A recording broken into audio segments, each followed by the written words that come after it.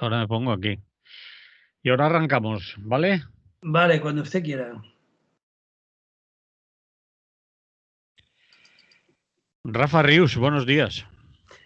Buenos días, Manolo Gallego y nuestra reencontrada audiencia. Pues ahí estaban, ¿eh? Lo que pasa que no les hablábamos. Bueno, pero todo llega. Vamos allí. Decíamos, 11S, concentración de efemérides. Efemérides. Bueno, Efeméride. Es que los griegos se gastan unas palabrejas que son la leche. Bueno, lo decía porque el otro día, buscando la Diada de Cataluña, me di cuenta que en el 11S habían pasado a lo largo de la historia, por razones oscuras e indescifrables, que se dice, pues se habían concentrado los aniversarios de bastantes acontecimientos distintos y distantes, y es sin duda el 11S una de esas fechas que concentran esos acontecimientos. Si te parece, podemos ver unos cuantos ejemplos. pues empiece. Por ejemplo, por no irnos más lejos, en 1609, a principios del siglo XVII, tal día como hoy, Felipe III ordenó la expulsión de los moriscos, los musulmanes que no se habían convertido al catolicismo en el Reino de Valencia, lo que supondría el inicio de la expulsión de todos los musulmanes de España, constituyendo un episodio fundamental en la decadencia económica y social de la monarquía de los Austrias.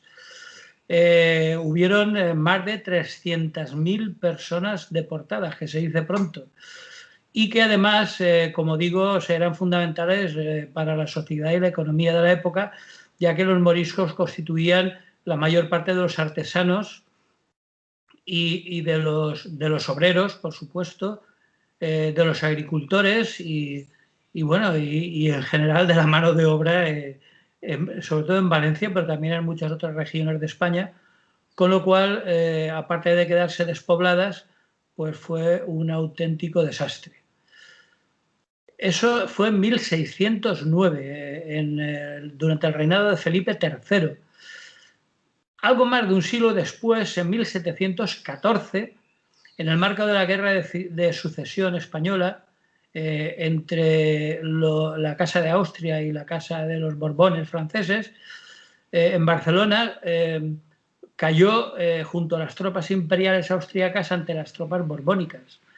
Y desde entonces ahora que aquí los tenemos. Pero bueno, para recordar la derrota y la posterior pérdida de los fueros, se proclamó ese 11S el Día de Cataluña. Y desde entonces, como sabemos, se celebra el Día Nacional de Cataluña, la famosa Diada, cada 11 de septiembre. Curiosamente, en Valencia se celebra también bastante el 25 de abril, que fue la derrota en la batalla de Almansa. Es curioso como tanto en Cataluña como en el País Valencia, los días nacionales se celebran a partir de derrotas. Es curioso, pero bueno, así es.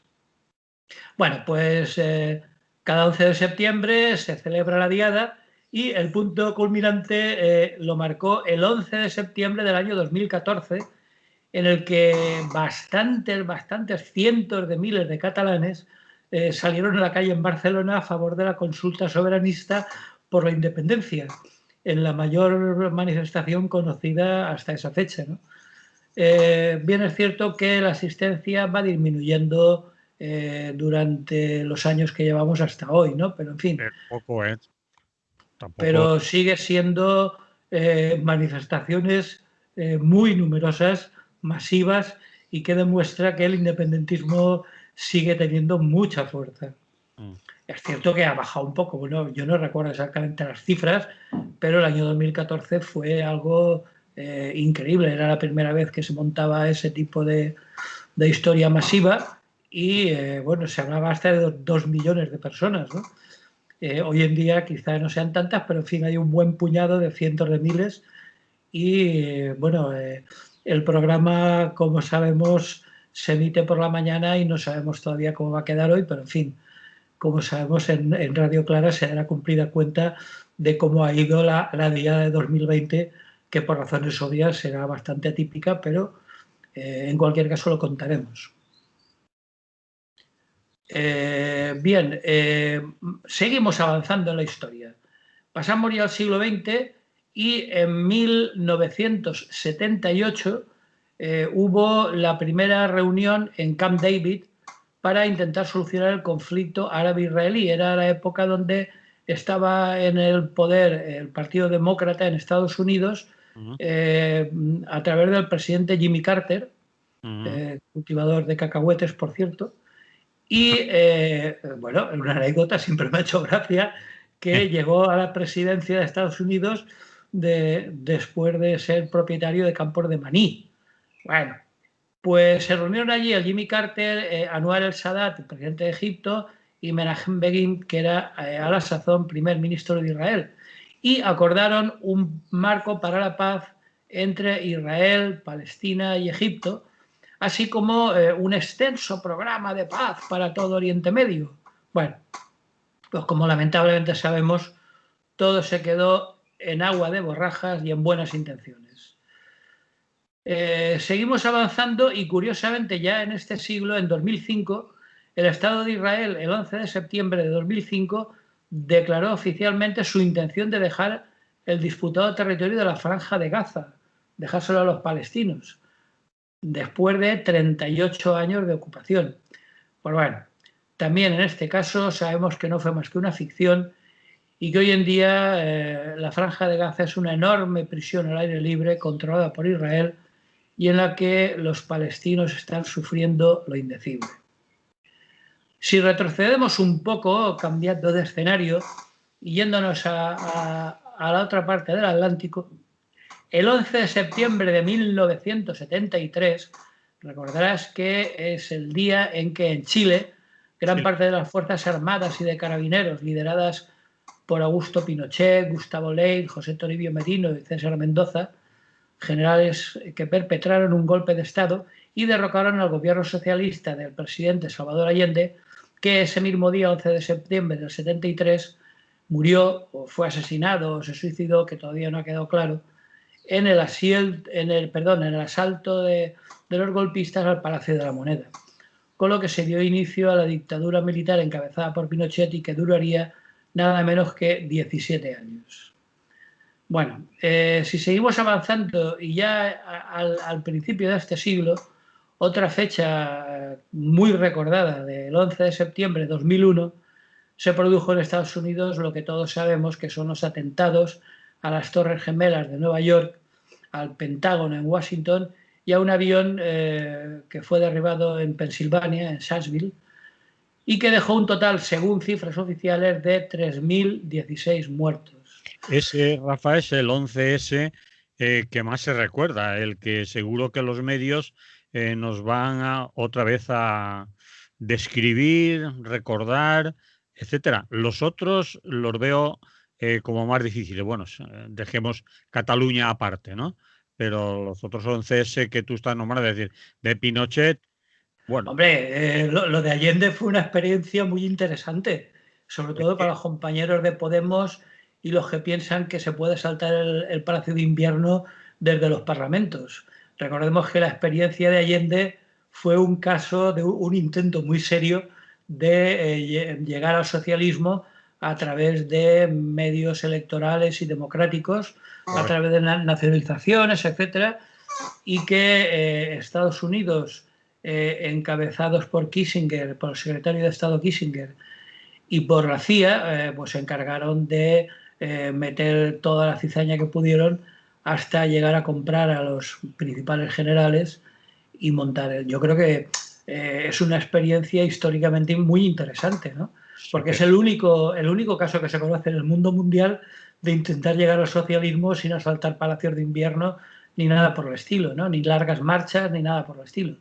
Estoy de acuerdo contigo, pero lo que yo te quería hacer notar, era que ese 11S y esa historia que tú has contado y recordar lo que supuso la caída, bueno, el asesinato de Allende y la llegada al poder de esa manera, de ese golpe de Estado de Pinochet, eso no nos lo van a relatar en los medios de comunicación, si tal hay alguno más progresista de pasada, ¿no? Bueno, Hablarán mucho de pero las yo Torres. creo que todo lo que he comentado creo que tiene su relevancia histórica. Por ejemplo, Estoy de la acuerdo. expulsión, lo de los moriscos supuso un golpe total a la economía valenciana. En fin, vale, está claro que los medios se controlan desde Estados Unidos y por lo tanto se va a hablar sobre todo de las Torres Gemelas. Sí, Pero bueno, no está mal recordar que también hubo otros 11S sí, señor. y que curiosamente se ha concentrado en ese día bastantes efemérides, ¿no? Sí, señor. En fin, que bueno, como ya nos darán bastante la lata con lo de las Torres Gemelas, pues ya lo comentaremos. Especialmente me imagino que el año que viene, que se cumplen 20 años, pues nos darán más la lata todavía. Bueno, Pues eso, hemos empezado el curso con efemérides, con el 11S. bien. ¿Y quieres contar más cosas del 11S? No, yo creo que está todo bastante claro. Hay que recordar que lo de las Torres Gemelas todavía hay muchos puntos oscuros que conspiranoias aparte y interpretaciones varias en manos de la paranoia, pues sí que es cierto que sigue habiendo bastantes puntos oscuros que no se han acabado de dilucidar, ¿no? Mm. Porque aparte de que es un caso único en la historia de cómo dos aviones civiles son secuestrados y empotrados contra los edificios más representativos de la ciudad más representativa de Estados Unidos, es como si dijéramos el foco más visible del poder yanqui, sigue, como digo, habiendo puntos que no están claros, pero en fin, en Estados Unidos eso es bastante característico. Pasó con el asesinato de Kennedy y con algunas otras historias que siguen teniendo muchos flecos por explicar. Pero bueno, me imagino que a lo largo del día nos darán cumplida cuenta, aunque me temo que los medios oficiales dirán todo más o menos lo mismo. Muy bien. ¿Entramos en otro tema o quieres ponerle? Vale, sí, no, entramos a otro tema. Pues vale, pues vamos a otro tema y este sí que es gordo. Lesbos, bueno, en los otros también, pero Lesbos, la infamia que no cesa. Esto Eh, ya no va de efemérides, esto va de rabiosa actualidad, mm, rabiosa y lamentable actualidad. sí, sí. Eh, el, por empezar con la noticia escueta, al amanecer del 9 de septiembre de este año 2020, es decir, esta misma semana, se declaró un incendio en el campamento de Moira, en la isla de Lesbos, que recordemos, que ya lo hemos comentado en varias ocasiones, pero en fin, nunca viene mal recordarlo, es la mayor concentración de migrantes en busca de asilo, más de 15.000 personas, que es 4 veces la capacidad de ese campo en Lesbos. Sí. Al anochecer del día siguiente continuaba el fuego y según los bomberos griegos se ha quemado prácticamente el 100% del campamento. En cuanto a víctimas, pues ha habido una desgraciada muerte de una niña de 6 años a consecuencia del incendio y algunos heridos con problemas respiratorios debido al humo. Aparte de eso, bueno, hay que recordar que problemas respiratorios había más gente. Concretamente, se habían detectado 35 casos positivos de COVID-19 en el campamento. Según el informativo digital de la isla, el Lesbos Post, han ardido más de 3.000 tiendas, miles de contenedores, las oficinas de administración del campamento y hasta la clínica que tenían allí para atender algunos casos sanitarios urgentes, ¿no? Bueno, pues el gobierno griego ha declarado el estado de urgencia en la isla que ya se encontraba en cuarentena de 15 días debido a estos 35 casos positivos de COVID-19 y que se encontraban aislados, aislados de aquella manera. Pero que, claro, según la policía, se han desperdigado entre el resto de refugiados, lógicamente, porque debido a que era imposible el aislamiento, no se les ha permitido alojarse en Mitilene, que es la capital de la isla, y se encuentran literalmente tirados, durmiendo al raso, desperdigados por las cunetas de las carreteras. Hemos visto algunas imágenes realmente escalofriantes. Gente durmiendo sin ningún tipo de abrigo. Afortunadamente todavía no hace mucho frío en la zona, pero recordemos que está a escasos kilómetros de la costa turca y que allí los inviernos son muy duros, incluso con frecuentes nevadas. O sea que como no lo solucionen pronto, la cosa puede ser muy, muy fuerte. En medio de la confusión que en estos momentos todavía reina en la isla, parece ser que están abiertas todas las hipótesis y que no se descarta que el fuego haya podido ser provocado. Los bomberos han explicado que incluso algunos grupos de refugiados querían impedirles entrar en el campamento incendiado porque estaban muy calientes, no solo por el incendio, sino por la actuación de las autoridades griegas, ¿no? Recordemos que se han producido numerosos incidentes previos a este incendio, ¿no? Respecto a qué ha hecho la Comisión Europea, bueno, pues más de lo mismo. Es decir, la comisaria de Asuntos Internos, una tal Ylva Johansson, ha anunciado que se va a encargar la Comisión Europea del traslado a Grecia continental de los 400 niños y adolescentes que se encuentran en el campamento de Moira. Por su parte, la presidenta de la Comisión Europea, Ursula von der Leyen, ha dicho que están dispuestos a ayudar, como que va a decir, con los Estados miembros, y nuestra prioridad son los que se han quedado sin techo.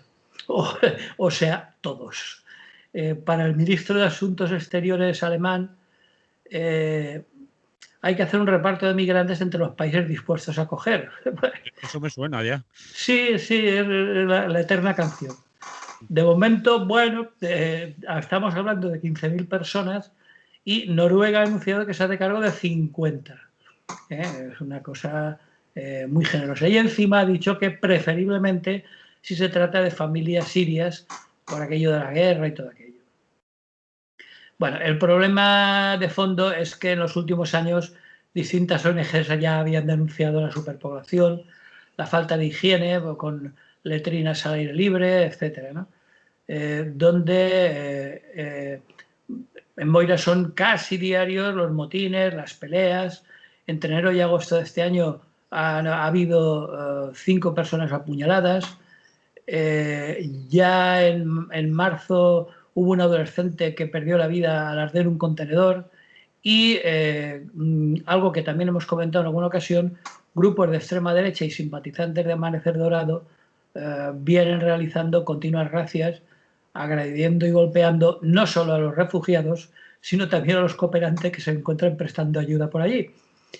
Bueno, pues el Ejecutivo de la Unión Europea, que coordina desde hace meses un programa de relocalización en 10 países, de 2.000 menas no acompañados, que se encuentran en los diversos campamentos griegos de refugiados, pero con el mismo éxito que siempre, es decir, ninguno.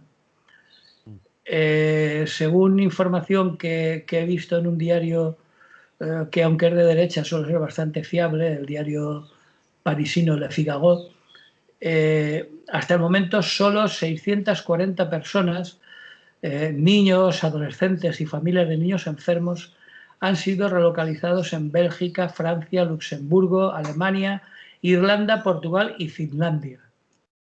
España no sabe, no contesta.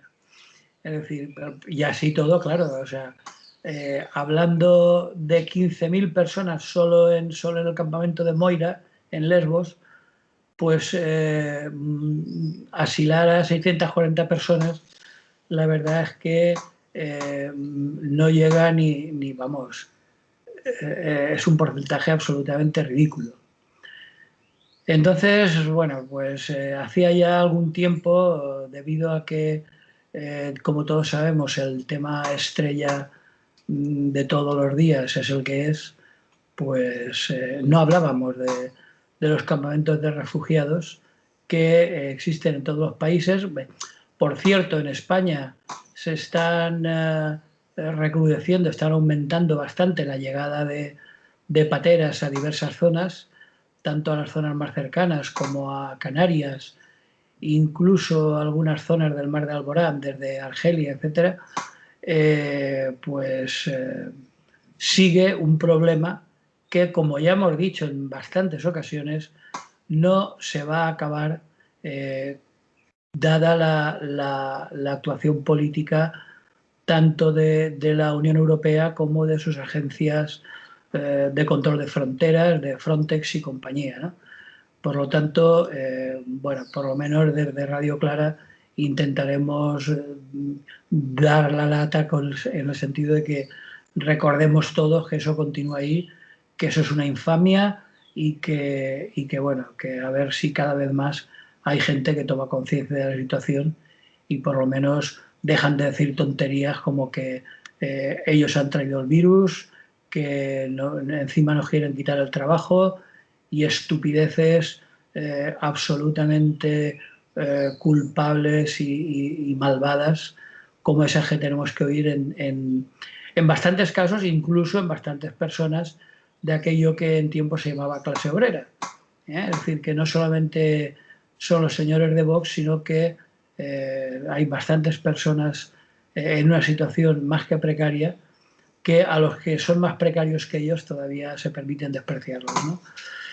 Entonces, bueno, pues recordarlo y seguir presionando a las autoridades, especialmente a los compañeros del gobierno de coalición de Izquierda Unida y de Podemos, que son los que supuestamente deberían de ser más sensibles al respecto, y a ver si se ponen las pilas y se espabilan, cosa que yo me permito ser escéptico, pero bueno, nunca está de más recordarlo. Muy bien. Ahora sí que vamos a poner aquí un poco de música, ¿te parece? Me parece perfecto.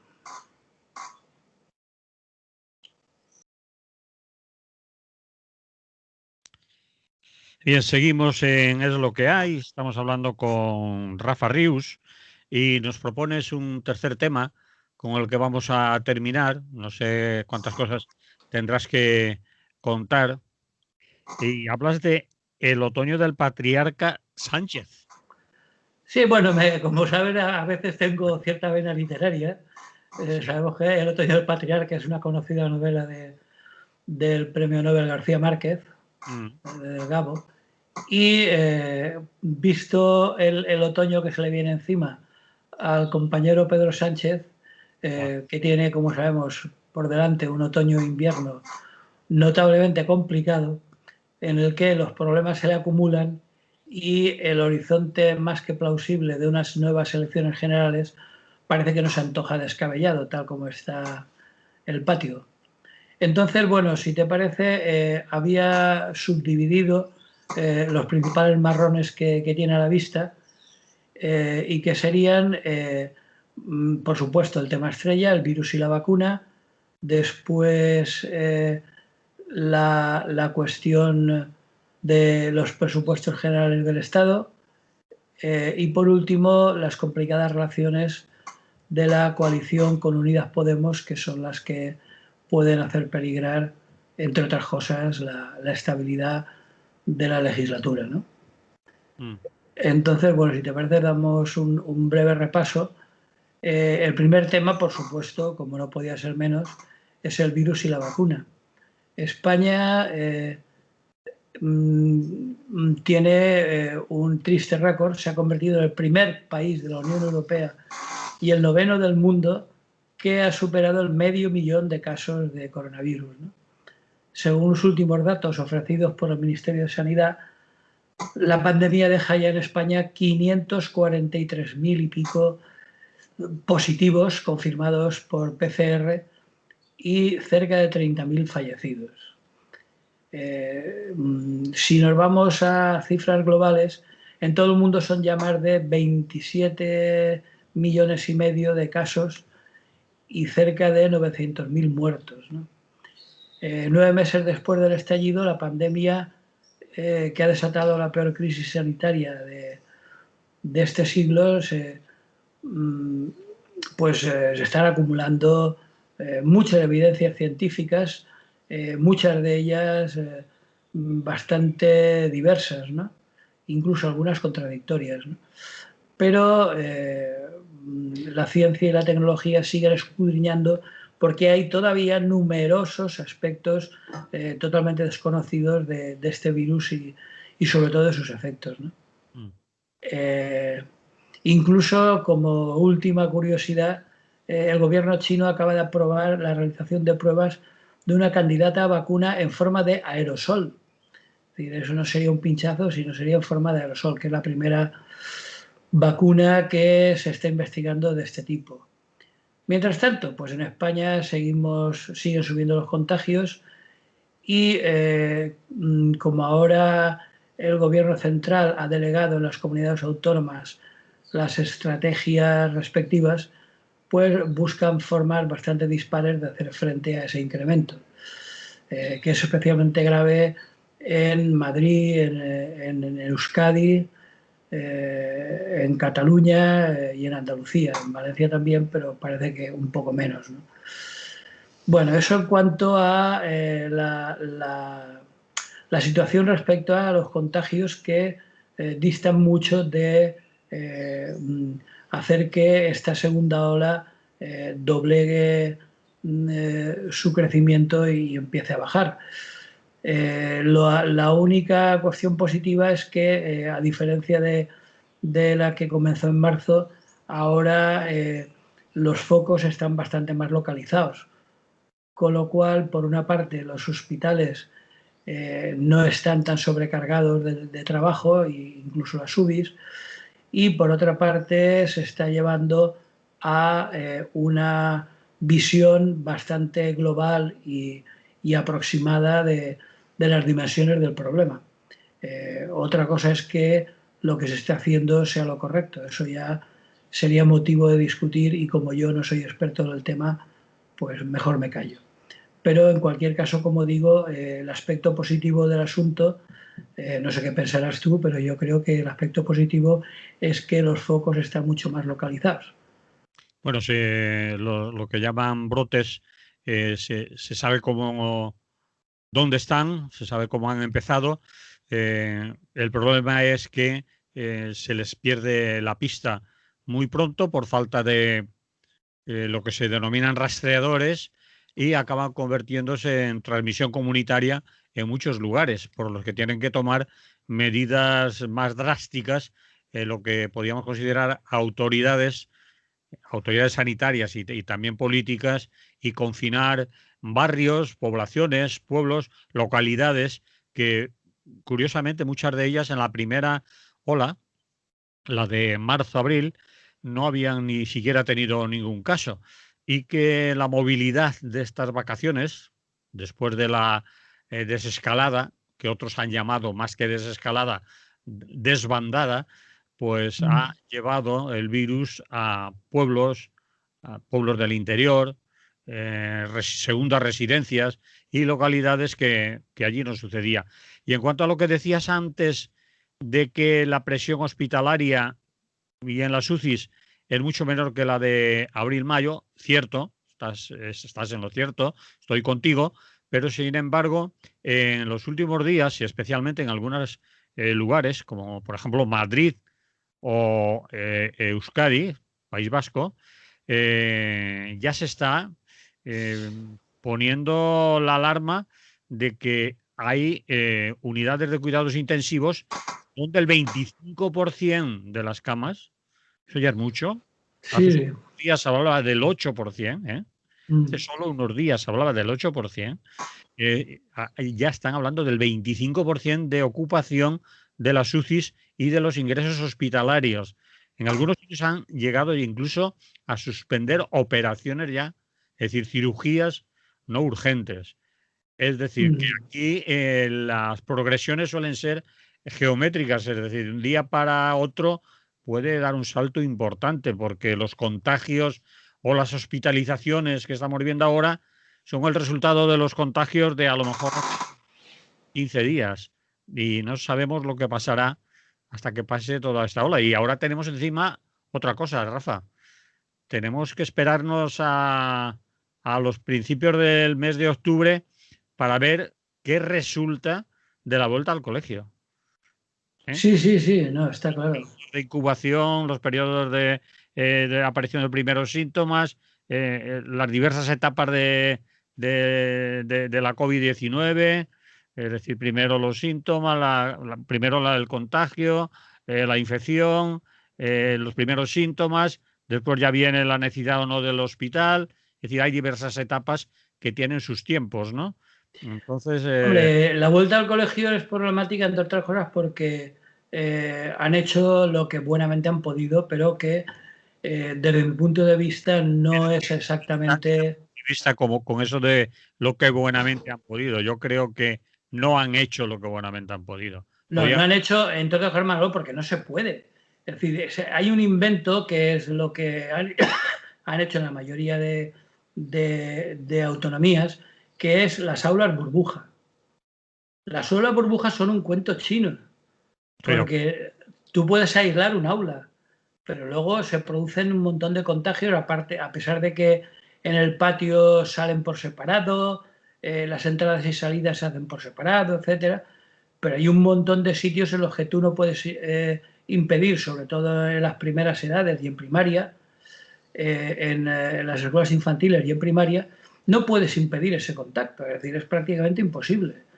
Entonces, más allá de que podían haber habido otras soluciones más efectivas, que yo no lo tengo claro, pero es un problema que, como tú dices, hasta que no acabe toda la remesa de comienzo de las clases a finales de septiembre, no sabremos exactamente las consecuencias que ha tenido.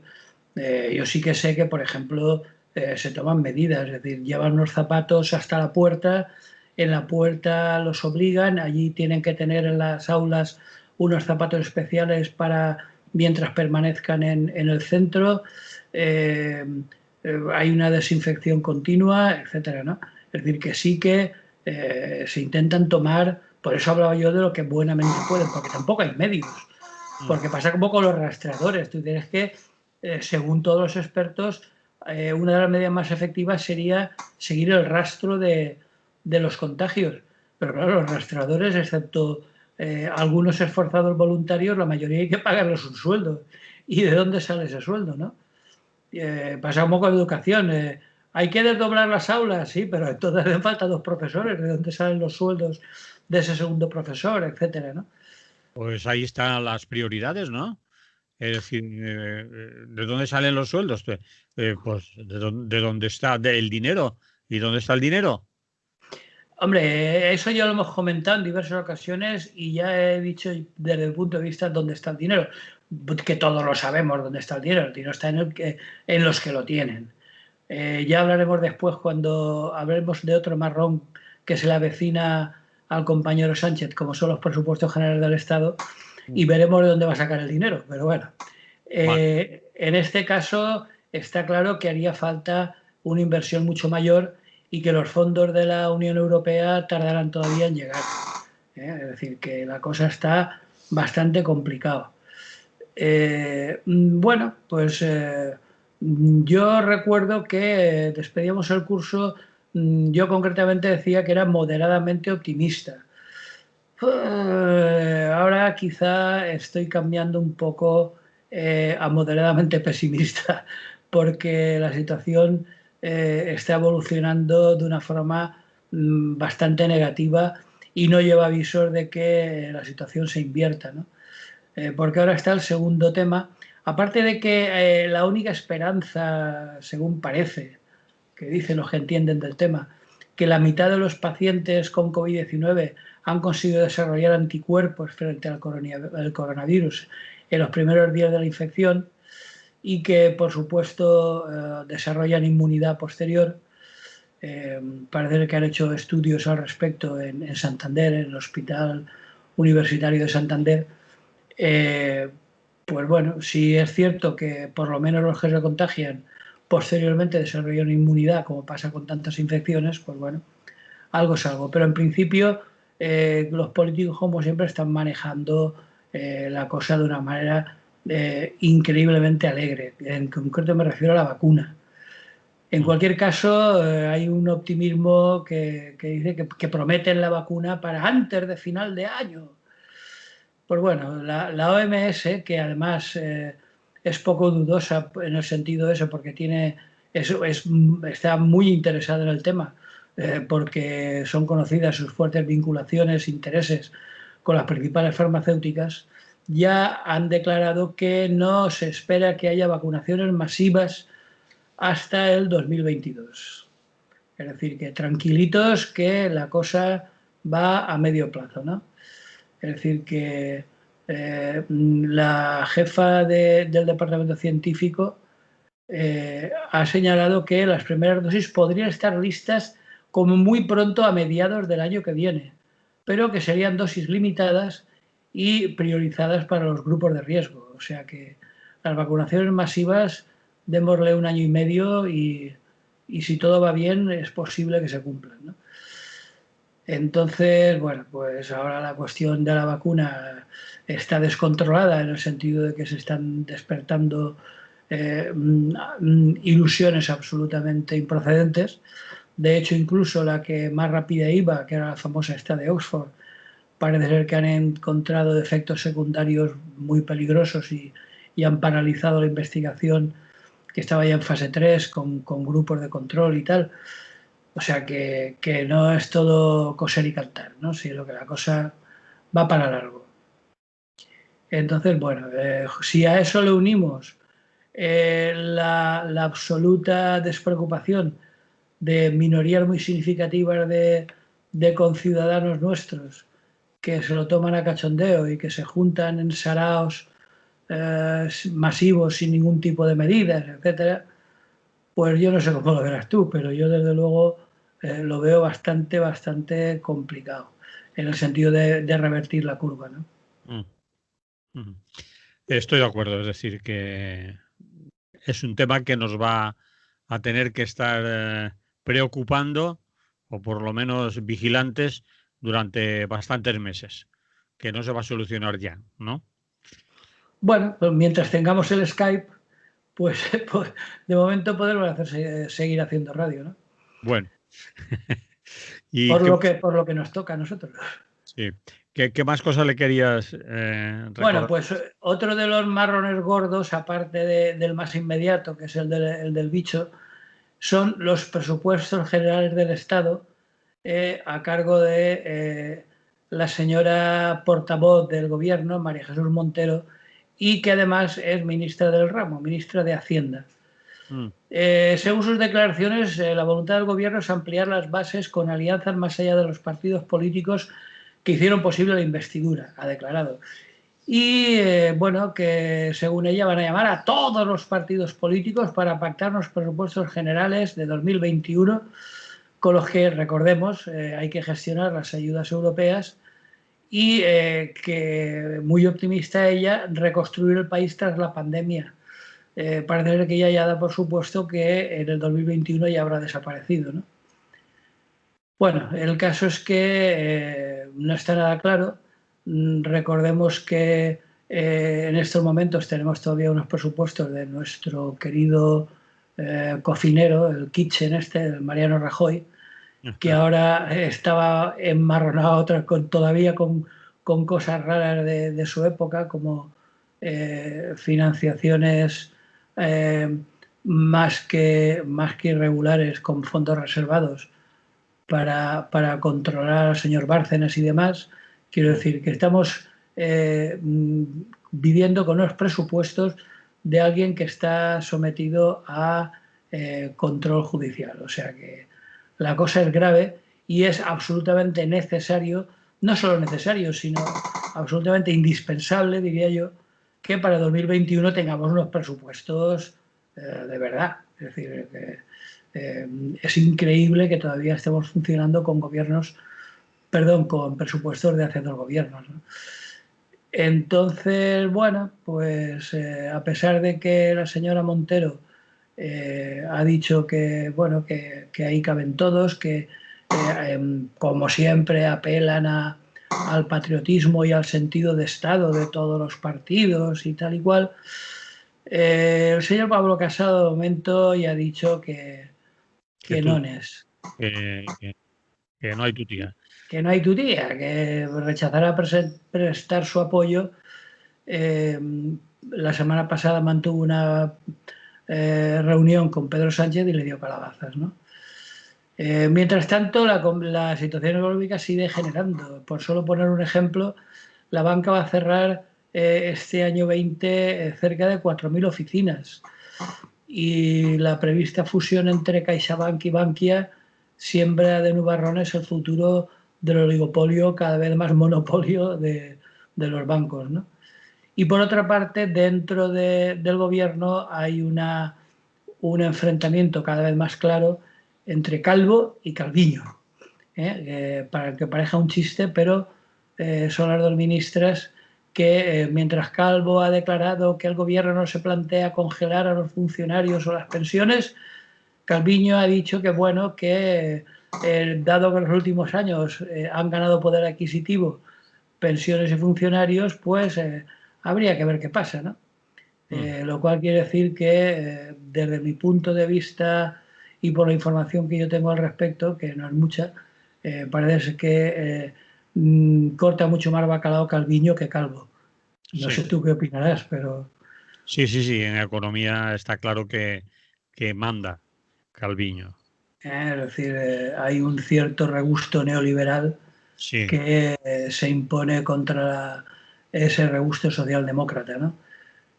Entonces, bueno, a pesar de que Calvo ha dicho que el gobierno no se plantea congelar el sueldo de los funcionarios en 2021 ni tocar las pensiones, todos sabemos que cuando algún miembro del gobierno dice que no se plantea, hay que leerlo. ¿Tú te acuerdas de algo que hemos comentado a veces, del litote? Que dices, no quiero decir que voy a tocar las pensiones, no quiero decirlo, pero que se preparen los funcionarios y los pensionistas, porque esto es un litote como una catedral.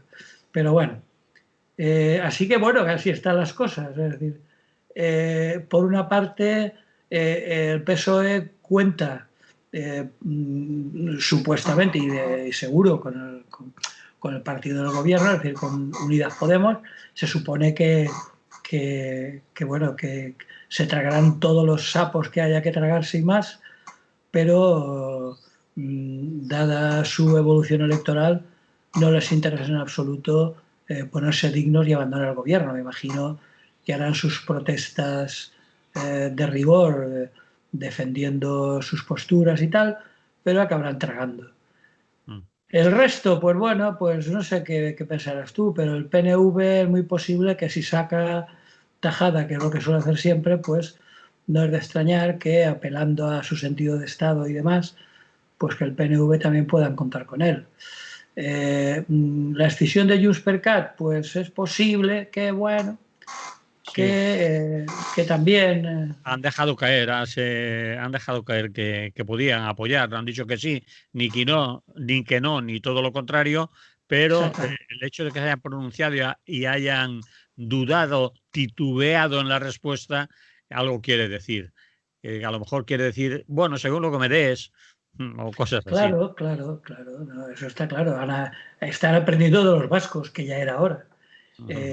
Por otra parte, el señor Rufián, es decir, Esquerra Republicana, pues bueno, yo creo que hará más o menos lo mismo, es decir, hará protestas y declaraciones de intenciones y de principios, pero yo creo que al final, a juzgar por las últimas manifestaciones del señor Rufián en el Congreso, pues yo creo que sacará lo que pueda, pero terminará, si no aprobándolos, por lo menos absteniéndose, ¿no?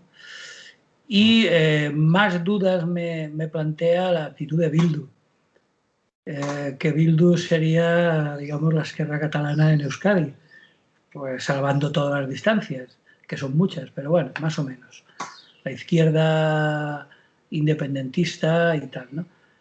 Pero que, a pesar de todo, yo creo que pues también acabarán tragando.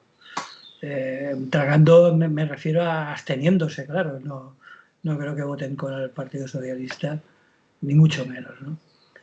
Entonces, bueno, yo lo veo, ahí sí que soy moderadamente optimista en el sentido de que va a traer mucha cola, vamos a oír cosas muy gordas en sede parlamentaria, se van a decir del mal que tienen que morir, pero al final yo creo que se van a aprobar los presupuestos y por fin vamos a tener presupuestos, entre otras cosas porque desde la Unión Europea están apretando, porque evidentemente los fondos no se van a dar a un gobierno tan absolutamente inestable que ha sido incapaz de aprobar unos presupuestos, ¿no? Entonces, en ese sentido, bueno, pues yo digo, mi apuesta es porque se aprueben los presupuestos y desde ese punto de vista la legislatura podría continuar. El peligro más grande lo encuentro yo en su propio interior. Es decir, va a llegar un momento en que recordemos que hay tres partidos en el interior de la coalición, porque muchas veces UP, diciendo las siglas, parece que sea lo mismo. Y en cambio, recordemos que ahí está Izquierda Unida con el Partido Comunista de España, que todavía tiene bastante poder interno, y luego está Podemos, que está en una situación muy delicada, no solo por los últimos avatares judiciales, que yo me imagino que no llegará a sangre al río, no sé cómo lo verás tú, pero yo creo que no va a llegar a nada, ¿no? Porque realmente no tiene mucha base. Sí, eso es. Yo pienso lo mismo que tú. Pero en cualquier caso sí que enturbia las aguas y complica las cosas, porque en Podemos sigue habiendo un sector bastante importante, no ya de la izquierda como en Andalucía, pero incluso en el resto de España sigue habiendo un sector bastante importante que se creyó lo del primer Podemos, lo del primer Vista Alegre y lo de los círculos y todas esas cosas, y no está por entregarse atado de manos al Partido Socialista para que acabe pasando como con tantos miembros de Izquierda Unida históricamente que intentaron hacer entrismo en el Partido Socialista y acabaron siendo devorados por el PSOE, ¿no? Entonces yo creo que hay un sector que, por lo que yo he detectado por ahí, ¿no? de Podemos, que no está en absoluto de acuerdo con esos sapos de los que hablábamos, de tragar indiscriminadamente todo lo que le venga bien a la señora Calviño y a los miembros más ultraliberales del PSOE, ¿no? Entonces ahí sí que veo un foco de conflicto importante. De hecho, ya he comentado hace un momento que incluso entre ministros socialistas, entre Calvo y Calviño, ya hay sus diferencias, ¿no? Si eso lo comparamos con las diferencias con los otros miembros de la coalición, del Partido Comunista, de Izquierda Unida y de Podemos, pues bueno, por ahí puede haber un foco de tensión importante, aunque como digo, creo que al final primarán los intereses bastante espurios de tipo electoral y de tipo de situarse bien en el tablero político, ¿no? Porque no hay que olvidar que ambos tienen que maniobrar continuamente en clave electoral, pero sin que se note. Es decir, tienen que, como si las elecciones fueran el mes que viene, en esa campaña electoral eterna y permanente, pero sin que se note, claro, porque ellos... Pero se les nota demasiado, ¿eh? Sí, claro, la gente que llevamos algunos años siguiendo el tema, pues ya los vemos venir de lejos, ¿no?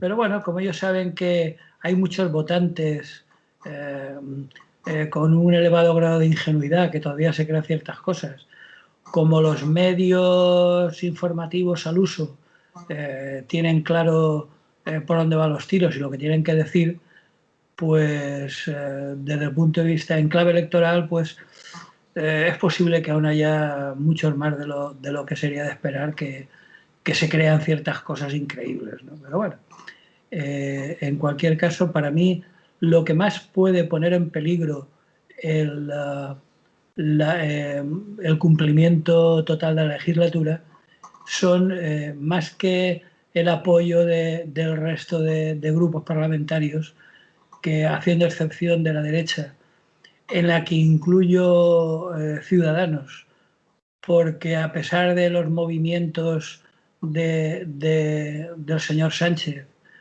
que son muy, vamos, muy evidentes, ¿no? De que está continuamente maniobrando para estar contigo y sin ti y tal, ¿no? Ni contigo ni sin ti tienen mis penas remedio, contigo porque me matas y sin ti porque me muero, que decía la copla, ¿no?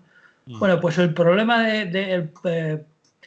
por acabar, para mí el problema más gordo del señor Sánchez es que todos sabemos, porque lo hemos comprobado en nuestra vida en numerosas ocasiones, que el querer quedar bien con toda la gente es la mejor manera de acabar por no quedar bien con nadie. Y eso es lo que le está pasando al compañero Sánchez, ¿no? Que quiere encender tantas velas a Dios y al diablo que al final es muy posible que se vea arrastrado por la corriente, ¿no? Es decir, no puede ser que por un lado esté dedicándole buenas palabras a Bildu y a Esquerra Republicana, por otro lado a Ciudadanos, incluso al PP, Vox evidentemente ni se le ocurre, ¿no? Pero al final son intereses tan divergentes que no se entiende, bueno, no se entiende más que en clave de lo que yo digo, ¿no? De querer quedar bien con todo el mundo, que insisto en que es la mejor manera de no quedar bien con nadie. Y eso le puede costar caro en las próximas semanas o en los próximos meses, ¿no? Bien, Rafa, se nos acabó el tiempo. Pues nada, está bien volver a reencontrarnos, a pesar de los pesares y a pesar de todos los bichos y todas las curvas y sus evoluciones, aquí estamos. Bien, pues esperamos seguir hablando la semana que viene, que no Muy pase nada. bien. Y hasta entonces, como se dice, Pues salud y buen día. Ahora sobre todo lo de salud queda muy bien. Pues eso, hasta la semana que viene. vale, ya hemos salido de la radio y nos De la salimos, emisión oficial. y ahora nos salimos de la grabación ya, por si quieres decir ¿Alguna inconveniencia? algún inconveniente que no quede Pues, constancia.